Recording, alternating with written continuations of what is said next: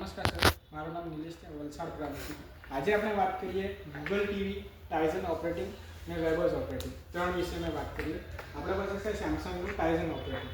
ટાઇઝન ઓપરેટિંગમાં એવું રહેશે કે તમે એમ કોઈ બી એપ્લિકેશન એક્સેસ કરવાની તો એક્સેસ કરી શકે, બટ આમાં કેવું છે કે નોર્મલ તમને ઓટીટી પ્લેટફોર્મ વગેરે મળશે, બટ તમને એક્સ્ટ્રા કોઈ બી થર્ડ પાર્ટી એપ્લિકેશન તમે આમાં યુઝ નહીં કરી શકો. એના એપ સ્ટોરમાં જે તમને બી ઓપરેટિંગ જે બી એપ મળશે તે જ તમે એક્સેસ કરીને તે ડાઉનલોડ કરી શકો. આગળ આપણે જોઈએ તો આપણે છે ગૂગલ ટીવી થશે. ગૂગલ ટીવીમાં તમે કોઈ બી એપ એક્સેસ કરી શકો. આમાં પ્લે સ્ટોર બને તમે, એટલે મને કોઈ બી એપ થર્ડ પાર્ટી એપ બી તમે યુઝ કરી શકો. આમાં કોઈ તમને યુઝ કરવામાં દિક્કત નહીં આપશે.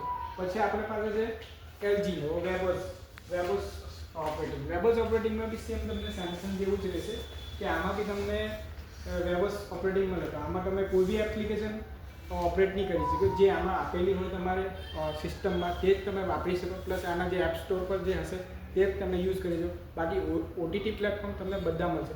બસ તમને એ ફાયદો એવું રહેશે કે આમાં ટાઇઝન ઓપરેટિંગ ને વેબર્સ ઓપરેટિંગ એ ફાયદો છે કે અગર તમારા ઘરમાં નેટ નહીં હોય તો બી તમે મિરરિંગ કરી શકો, સ્ક્રીન મિરરિંગ કરી શકો.